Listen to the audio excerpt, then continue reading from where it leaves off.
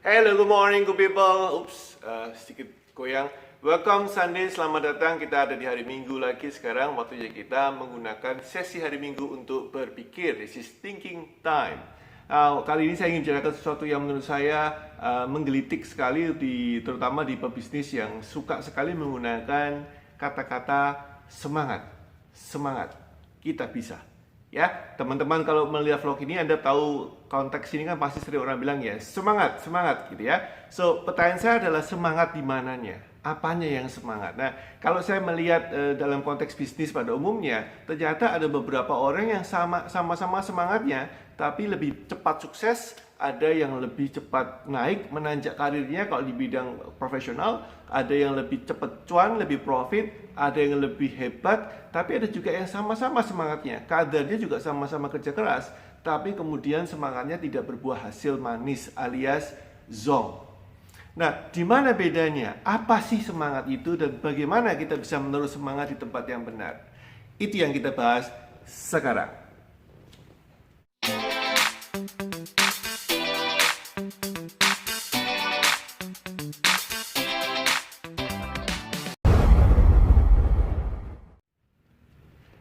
Nah guys, ini kan sesuatu yang umum dikatakan orang banyak dan saya nggak bilang bahwa semangat itu jelek ya. Tentunya lebih baik Anda memiliki semangat daripada Anda tidak memiliki semangat.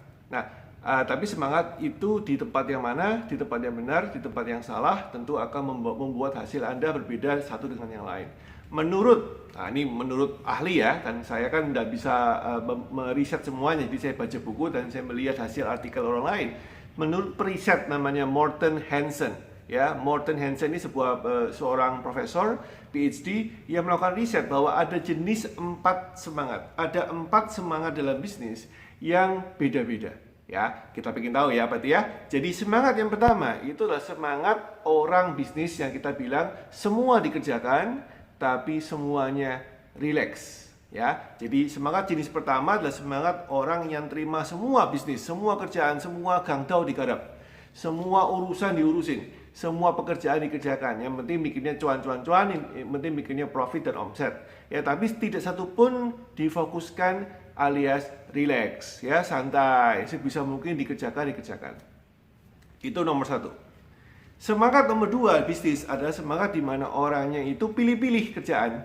Jadi agak sedikit ya easy going ya, nggak mau repot, nggak mau pusing, nggak mau kepikiran. Yang penting saya bisa kerjakan apa, saya kerjakan dulu. Tapi sudah pilih-pilih, tapi juga sama konsepnya relax. Jadi semangatnya adalah semangat hidup ini dilakukan sebisa mungkin mengalir saja, jangan ngotot. Ya, ini sering banyak ya, sering terjadi. Jadi yang pertama semangat ngurusin banyak pekerjaan, tapi nggak sempat fokus, ya sesempatnya dikerjakan ala kadarnya. Yang kedua, ini lebih picky, lebih pilih-pilih, kemudian dikerjakan ala kadarnya juga. Kita masuk ke tipe ketiga. Ini yang paling sering saya lihat, pengusaha-pengusaha. Perhatikan, semangat mengerjakan banyak hal dan semangat untuk obsesi di setiap urusan harus sempurna.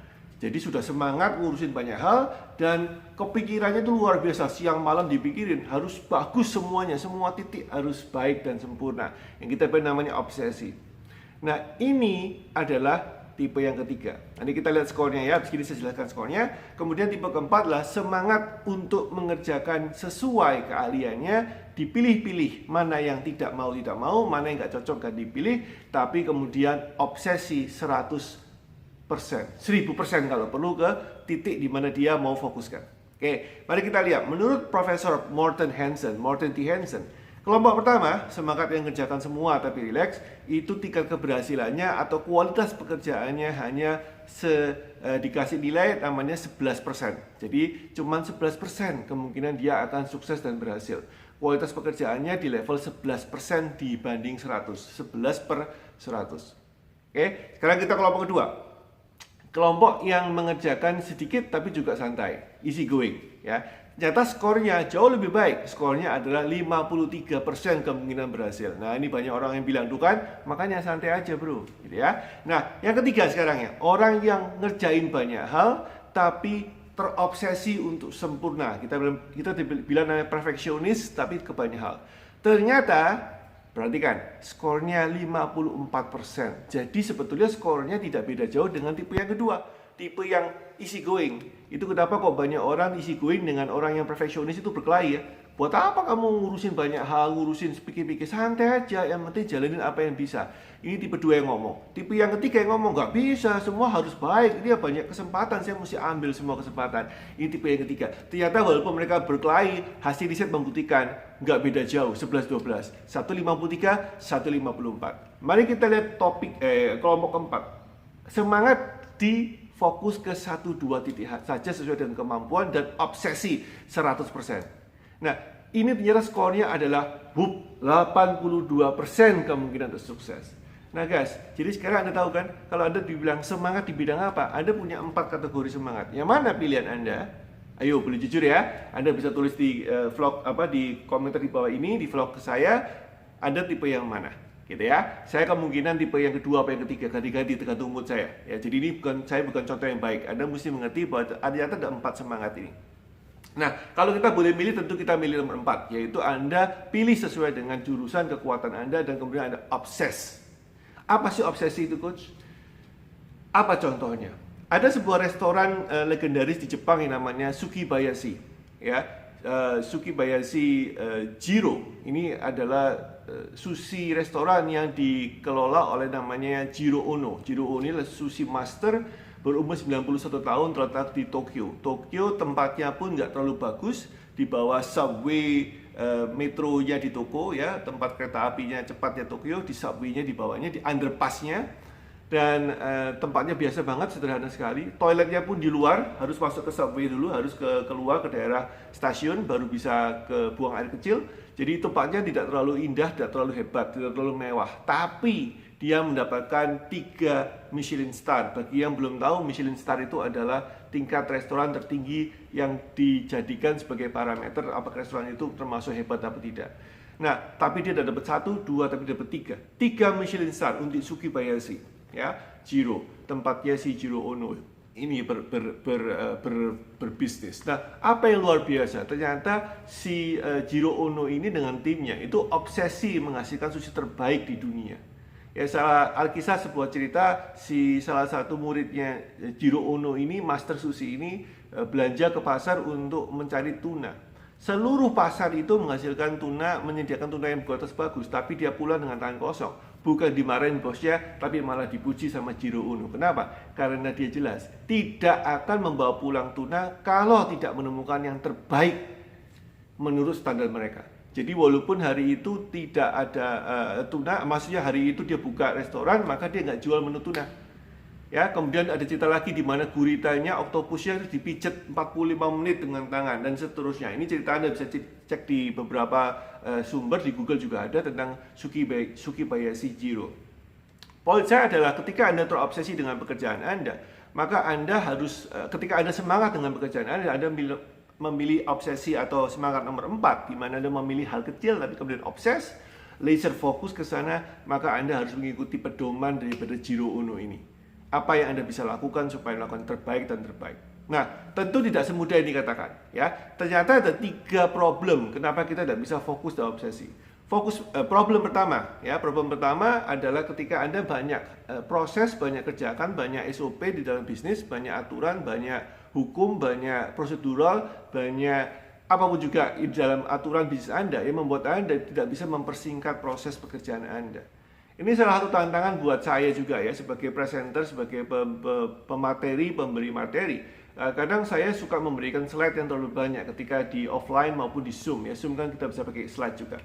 Jadi tantangan kepada saya sendiri oleh mentor saya, oleh coach saya, ditanyakan, Humphrey, bagaimana Anda bisa membuat 1 slide saja, tapi mewakili seluruh konsep bisnis yang Anda mau ceritakan, seluruh coaching materi yang diceritakan, hanya 1 slide. I was thinking like, oh no man, saya biasanya mengerjakan sampai 25-30 slide, tapi hanya 1 slide mewakili semua. Nah, pertanyaan yang sama, karena ini thinking time, pertanyaan yang sama tentu Anda harus tanyakan kepada diri sendiri. Apa proses yang Anda bisa pangkas, tapi justru karena dipangkas bakal bisa menghasilkan hasil yang lebih baik, sempurna, lebih jelas, lebih crystal clear, lebih hebat dari sebelum dipangkas. Proses apa yang perlu Anda kurangi supaya Anda bisa excel, supaya Anda bisa excellent? Anda mesti mulai memilah-milih dan memecah menjadi beberapa proses, kemudian Anda kurangi, eliminasi. Itu yang pertama. Yang kedua, problem dari kenapa kita nggak bisa fokus adalah karena kita terlalu banyak distraction. Nah, pertanyaannya adalah hal apa yang membuat Anda distract? Contoh, apakah handphone membuat distract? Apakah sinyal membuat Anda distract sehingga Anda selalu bisa connect ke dunia maya? Salah satu tips yang saya lakukan kepada diri saya sendiri adalah ketika saya melakukan proses belajar nge-vlog seperti ini menggunakan gadget saya, semua hubungan ke internet saya matikan. Jadi saya hanya fokus ke apa yang saya lakukan sekarang. Ya, dan yang ketiga adalah problemnya adalah Anda terlalu gampang mengatakan yes kepada orang lain, baik itu ke partner Anda, terutama kalau Anda bukan bos, Anda pelaku eksekutif, ada eksekutif bukan pelaku bisnis, Anda mudah mengatakan yes kepada bos. Sesekali bos mesti diberitahu. Ketika Anda diperintahkan mengerjakan A, lantas B, lantas C, Anda mengatakan kepada bos, bos saya lagi prioritas A. Kalau saya diminta untuk B atau C, tolong saya dibantu untuk mereprioritaskan mana dulu yang dikerjakan, A, B atau C. Ya, beranikan diri Anda untuk tanya kepada partner Anda, kepada kongsi Anda, kepada shareholders Anda, mana dulu yang mau dipekerjakan, mana dulu. Nah, tentu Anda mesti membuktikan bahwa Anda tidak menggunakan alasan ini untuk santai dan bermalas-malasan, tapi Anda menggunakan alasan ini untuk membuat sebuah hasil yang sesempurna mungkin, sebaik mungkin yang Anda bisa lakukan. Right, so this is your thinking time. Waktu untuk bertanya proses mana yang Anda bisa kurangin sehingga hasil lebih baik. Hal apa yang Anda mudah sekali distract, terganggu fokus Anda dan Anda bisa kurangi itu. Dan bagaimana caranya Anda mereprioritaskan urusan pekerjaan Anda dan mereka juga setuju dengan Anda. Tentu sedikit poin saya terakhir, tips sebelum saya akhiri vlog ini adalah tentu ketika Anda fokus, ada waktunya untuk tidak fokus, ya. Jadi ada dua hal ketika di dalam bisnis itu waktu Anda tidak boleh fokus, malahan tidak boleh obses. Waktu pertama adalah ketika Anda mencari ide. Ketika mencari ide bisnis, terutama ketika sekarang Anda mencari ide apa bisnis yang bisa dilakukan dalam konteks pandemik seperti ini, maka Anda jangan terlalu cepat-cepat fokus. Anda mesti scanning sebanyak mungkin Anda bisa lihat apa yang bisa kita lakukan. Untuk mengenerate ide, konsepnya nggak boleh fokus, ya, harus global dulu. Yang kedua, kapan Anda tidak boleh fokus? Ketika Anda melakukan test and measure, ya. Saya pernah bahas ini di beberapa bulan lalu. Test and measure adalah uji dan ukur, atau measure and test, Anda uji dan ukur dan uji apa yang menghasilkan, apa yang enggak. Misalkan Anda punya 5 strategi marketing, tentu Anda tidak bisa fokus dulu ke satu hal. Anda mesti uji ukur masing-masing, dan yang menghasilkan pemenangnya lah baru Anda fokus, ya. Jadi sedikit disclaimer, ada dua hal ketika Anda tidak boleh fokus. Yang pertama adalah ketika Anda mencari ide, Anda mesti global berpikirnya. Dan kedua, ketika Anda melakukan test and measure, baru setelah itu dua ini lewat, baru Anda putuskan, and then obsess terhadap pilihan Anda sehingga Anda menghasilkan master result. Anyway, that's it guys. Selamat berpikir, selamat Anda merenung apa yang saya jelaskan hari ini untuk membuat Anda lebih baik di bisnis Anda. I see you tomorrow. Stay safe, stay healthy. Boom.